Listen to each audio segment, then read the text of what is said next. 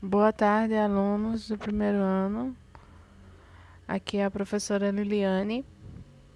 Vamos para dar mais um passo no nosso desenvolvimento de aula, né? Aqui nós estamos com um gráfico de função de primeiro grau que trouxe para vocês verem mesmo a movimentação quando acontece a alteração do coeficiente angular e do coeficiente linear. A gente tem uma função menos 2x mais menos 3y, né? A função menos 2x menos 3y, perdão, menos 2x menos 3, tá? A função ela é desenhada por esse gráfico aqui, esse é o gráfico da função. E essa função, a gente pode ver que ela corta aqui, vai ser onde ela corta o eixo x. Isso vai ser a minha raiz. Relembrando, raiz é o termo que faz a função ser igual a zero. Ou seja, esse valor de y aqui, o valor menos 1,5 de x, faz com que y seja igual a zero. O valor onde essa função corta o eixo y é aqui, ó. Essa função está cortando o eixo y exatamente em menos 3, que a gente pode observar que é o valor de b, ó. B aqui é menos 3, então a função corta exatamente em b, que é o chamado coeficiente linear, ou também tido como ponto inicial da função, porque nesse ponto em que a função corta o y em menos 3, esse ponto x é zero. Olha aqui, ó, o eixo y, o eixo x. Só recordando a vocês, toda vez que eu tiver um ponto em cima dos eixos é porque a outra ordenada é zero. Então, se eu tenho um ponto marcado exatamente em cima do eixo x, é porque o y é zero. Se eu tenho uma ordenada marcada exatamente no eixo y, é porque x é zero. Então, aqui eu tenho x0 e menos 3. Aqui, na raiz, eu vou ter x menos 1,5 e y0. Então, vamos ao objetivo desse gráfico, que foi para mostrar a vocês a variação, né? Por isso que é dito como coeficiente, tanto angular como linear. O angular é responsável pela inclinação da reta. Então, o coeficiente angular é responsável por essa inclinação com o eixo x. Ele faz a inclinação com o eixo x.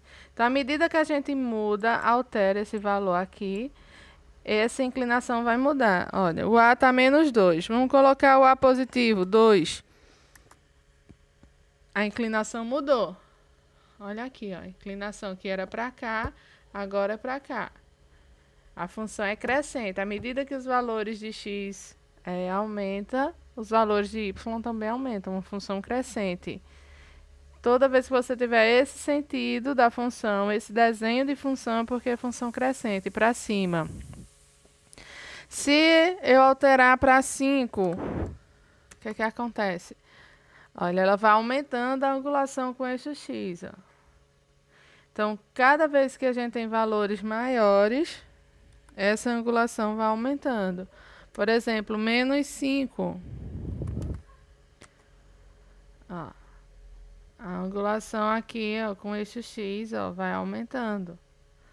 Certo? Então, mesmo sendo negativo, se você pegar o módulo, o que é o módulo? É o valor absoluto do número. É como se fosse um número sem sinal, independente de sinal. Então, toda vez que esse número aqui, quanto maior, maior a angulação. Quanto menor, menor a angulação. Ó, veja a diferença. Menos 5, menos 2. Vai diminuindo a angulação. 2 positivo. 6 positivo. Vendo? Ela vai ficando cada vez mais distante do... Quanto maior o coeficiente, mais distante de x essa reta vai ficando. A angulação vai abrindo mais, né? Então, deixa eu deixar aqui x igual a 4. Desculpa, x não, a igual a 4. Então, vamos ver o que é que acontece. Eu vou fixar aqui o valor de A sendo 4. Vamos ver o que é que acontece com o valor de B. Como eu disse, B, coeficiente linear, ele vai ser responsável por essa movimentação para cima, para baixo, mais para cá, mais para lá. Né?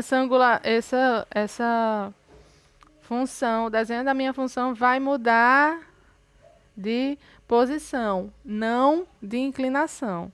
A inclinação vai permanecer, eu alterando apenas o valor do coeficiente linear. Então, aqui eu tenho menos 3, esse coeficiente linear. Se eu alterar para 4 positivo, olha, veja que ele deixou de estar aqui, deixou de ser 3, passou a ser 4 positivo. Olha 4 aqui, ó. É justamente o ponto onde a função corta o eixo y. E outra curiosidade, o valor de A não pode ser zero, porque quando A é zero, olha o que é que acontece com a função. Tá vendo? A função fica uma função constante, perde a inclinação e passa a ser a função constante. Então, perde a característica de ser uma função afim.